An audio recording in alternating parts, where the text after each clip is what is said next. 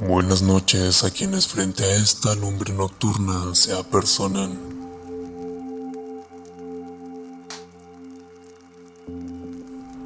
A lo largo de 15 episodios hemos explorado relatos nacidos en mentes tan diferentes como Márquez y Lovecraft. Oído de amantes que no se encuentran más que en sueños y magos que emprenden viajes hacia la verdad final.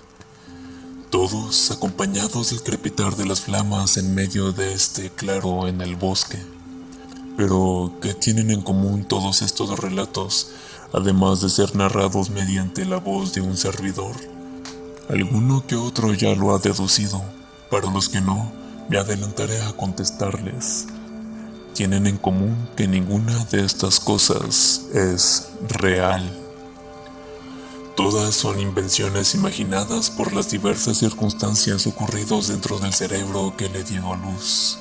Sin embargo, cuando nos disponemos voluntariamente a aceptar estas invenciones como tales, les damos permiso de convertirse en realidades posibles, en acontecimientos que al menos dentro de nuestras mentes de verdad han sucedido. Pero casi seguro estoy de que no soy el único a quien una idea le ronda la cabeza, a saber que estas narraciones, sucesos ficticios, relatos imaginarios, son solo un dictado a través del tiempo, el espacio y el espíritu. Son realmente solo descripciones de hechos fácticos en otros mundos y tiempos, en otras realidades. Esa premisa es sobre la que se construye el lore de este programa. Tales hechos son aquellos susurros fantasmales, como ya les he mencionado en alguna otra ocasión. Definir la realidad es una labor titánica que distintos tipos de pensadores se han dado a la tarea de definir con mayor o menor éxito. Según algunos, la realidad es distinta para cada uno de los seres que la perciben, debido a que lo que percibimos mediante nuestros sentidos es filtrado por nuestras capacidades cognitivas. El calor puede percibirse como calor, pero la intensidad de este puede ser relatada de distintas maneras por personas diferentes. ¿Y qué decir de quienes perciben de manera alterada las sensaciones o carecen de algún sentido o poseen sentidos extra? De manera que se separa la realidad de lo real. La realidad es la interpretación de los estímulos recogidos por los sentidos. Lo real es la materialidad misma, independiente de las interpretaciones. La diferencia entre una masa de hierro sobre celulosa vegetal y un pisapapeles ornamentado deteniendo un bonche de hojas sobre la que se escribe una obra maestra de literatura puede ser abismal. Lo anterior es solo un ejemplo, puesto que el empleo de palabras para definir las cosas es probablemente el primer obstáculo para contactar con lo real, pues como dijo un filósofo alguna vez, las etiquetas limitan, mantienen cerradas esas puertas mencionadas por Blake. En una de nuestras reuniones anteriores, donde los sueños fueron el tema central, entendimos que estos pueden ser otras realidades en las que entramos en cuerpos ajenos. En nuestra reunión de esta noche, veamos la extraña experiencia que trastoca la realidad. Un relato de H.P. Lovecraft nos lleva a un viaje onírico a otro mundo y nos implanta la duda respecto a lo que percibimos como tal. Escuchemos, frente a la fogata, El árbol de la colina.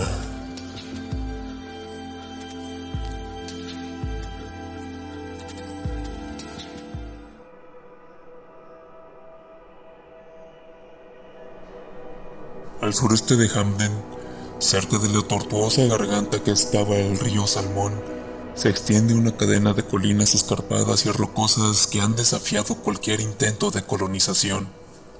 Los cañones son demasiado profundos, los precipicios demasiado escarpados como para que nadie, excepto el ganado transhumante, visite el lugar. La última vez que me acerqué a Hamden, la región, conocida como el infierno, formaba parte de la reserva del bosque de la Montaña Azul.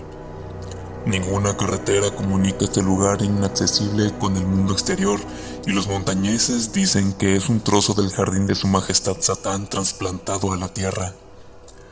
Una leyenda local asegura que la zona está hechizada, aunque nadie sabe exactamente el porqué.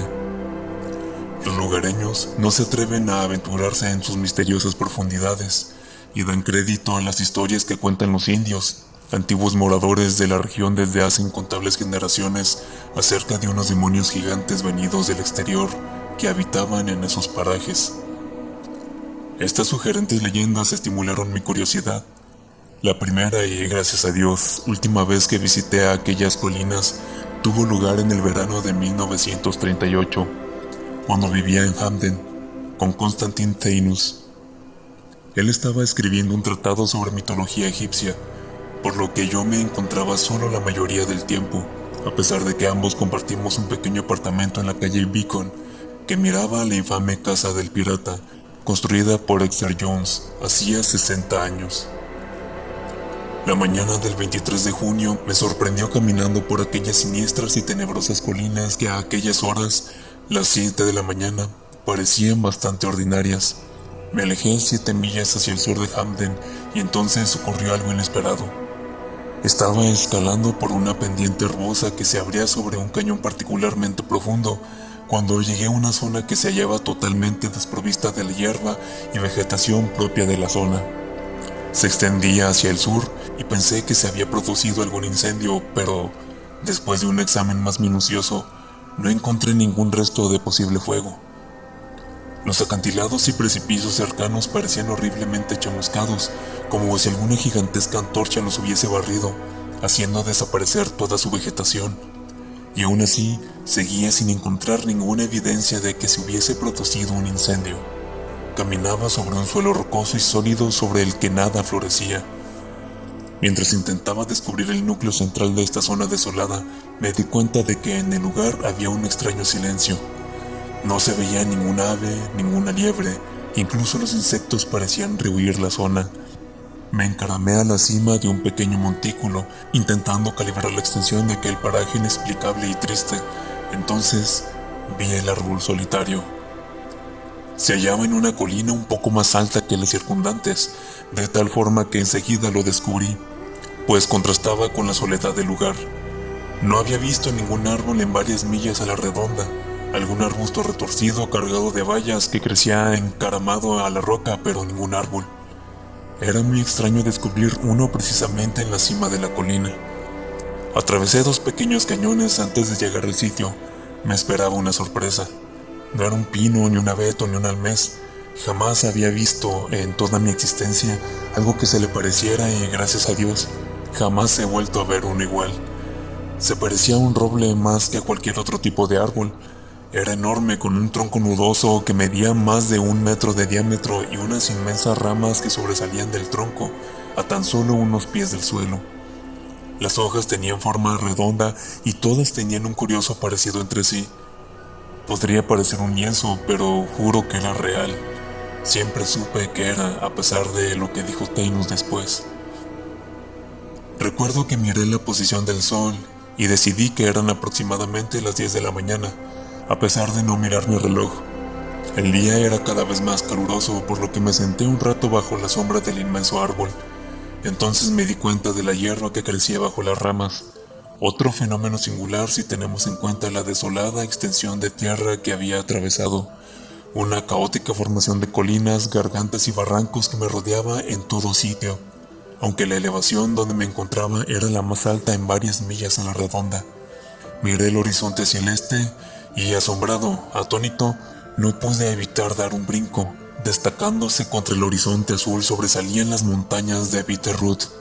No existía ninguna otra cadena de picos nevados en 300 kilómetros en la redonda de Hamden, pero yo sabía que a esa altitud no debería verlas. Durante varios minutos contemplé lo imposible. Después comencé a sentir una especie de modorra. Me tumbé en la hierba que crecía bajo el árbol. Dejé mi cámara de fotos a un lado, me quité el sombrero y me relajé mirando el cielo a través de las hojas verdes. Cerré los ojos. Entonces se produjo un fenómeno muy curioso, una especie de visión vaga y nebulosa, un sueño diurno, una ensoñación que no se asemeja a nada familiar. Imaginé que contemplaba un gran templo sobre un mar de cieno, en el que brillaba el reflejo rojizo de 3 pálidos soles. La enorme cripta o templo tenía un extraño color, medio violeta, medio azul.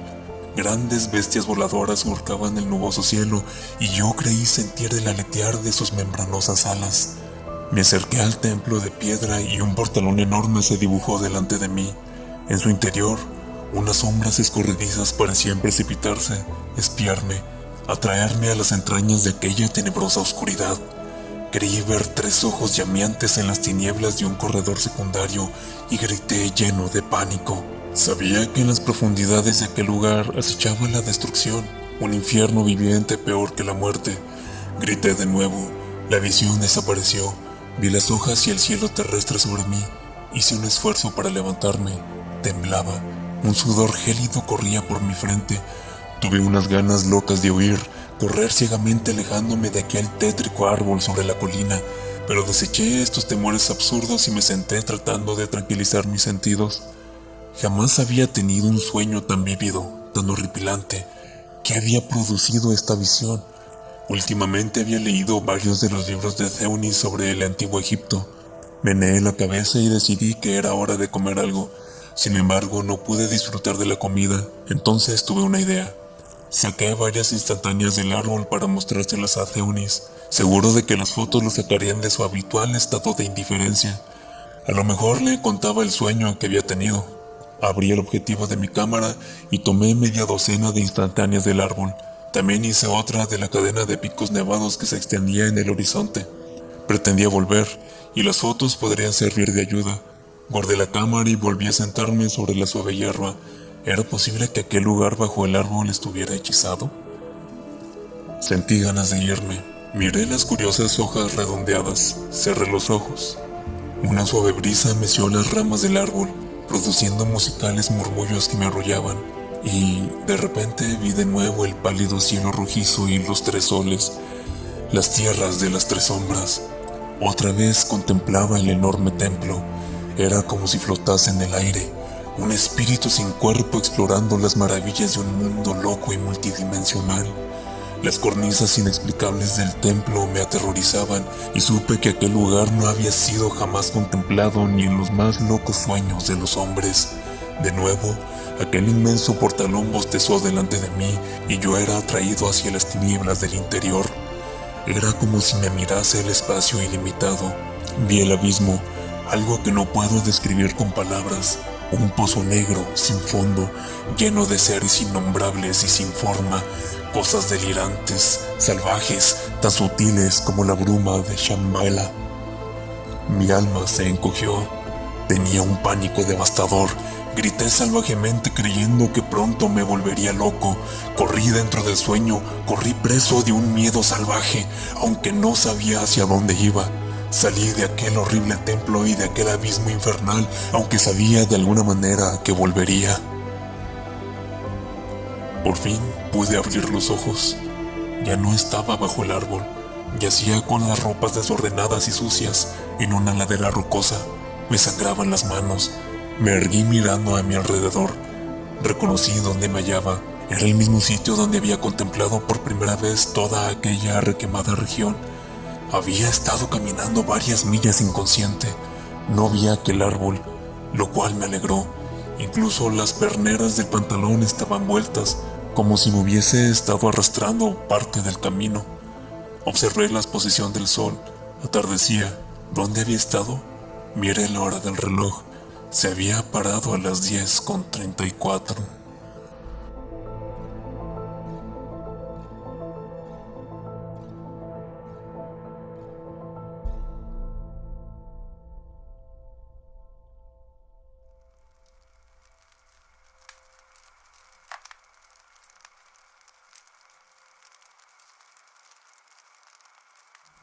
¿Quién sabe qué extrañas circunstancias llevaron al personaje de este cuento de Lovecraft a experimentar tales visiones?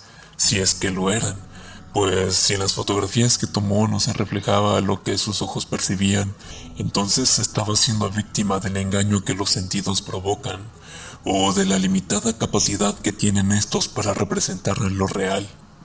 Sin embargo, ¿qué tanto puede resistir la mente humana que se empeña por mesurar y categorizar todo ante las posibilidades de que realidades inclasificables y extrañas convivan constantemente con nosotros sin poder siquiera concebirlas?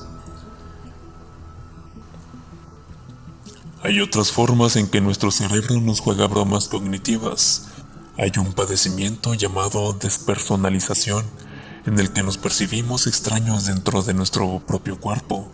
Y qué decir de las mentes disociadas que terminan dando a luz personalidades múltiples, cada una con una percepción de la realidad distinta, a pesar de estar usando como sustento la misma materia cerebral. Ese 1,5 kilos que en promedio se aloja dentro del cráneo de una persona adulta es capaz de trazar dentro de sí distancias, colores, proporciones, luces y sombras para darle al cuerpo la capacidad de interactuar adecuadamente con el mundo de lo real.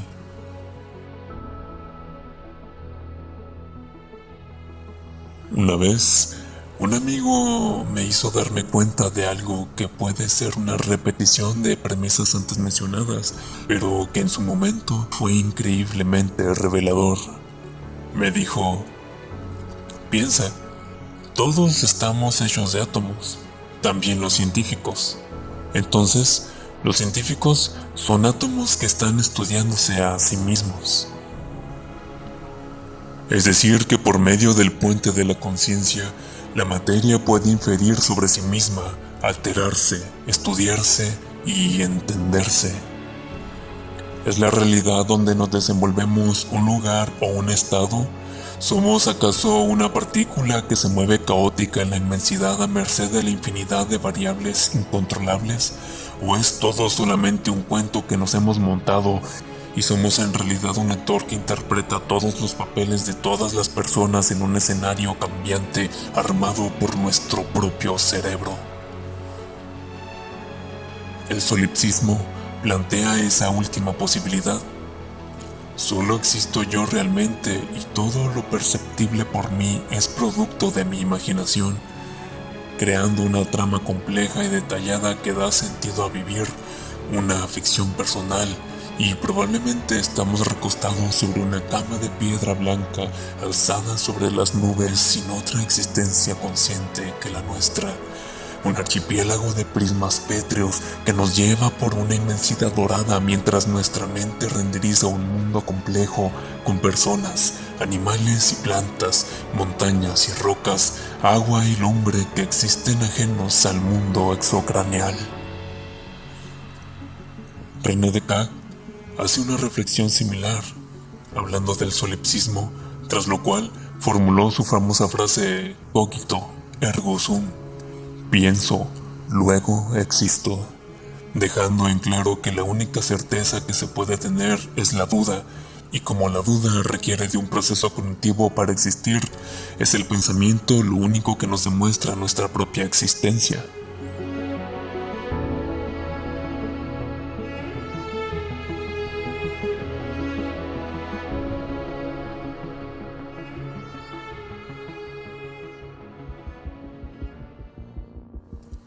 En las cosmovisiones hindúes, la realidad es representada por el velo de Maya. El velo se traduce en lo cotidiano, en lo que vemos, escuchamos, palpamos, saboreamos y olemos, inclusive en lo que pensamos. El velo de Maya se remueve cuando abrimos una percepción elevada más allá de los sentidos físicos y podemos ver lo real en su absoluta desnudez. Sin embargo, esto resulta un problema, puesto que, por fuerza, lo real tiene que ser interpretado por una mente y, como vimos, el simple hecho de ser procesado por una conciencia transforma lo real en otra cosa. Tal remoción del velo es algo así como Neo cuando despierta de su sueño para ver el trágico destino de la humanidad en la película Matrix. De hecho, la Matrix es una buena analogía del velo antes mencionado.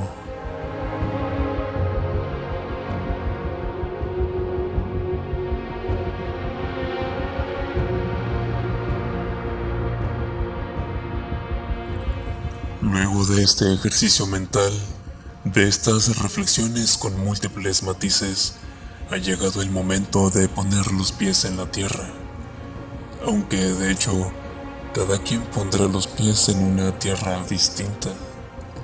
Espero que la sanidad mental de quienes hayan escuchado estas palabras esté a salvo bajo las alas de la afección personal lo más pronto posible.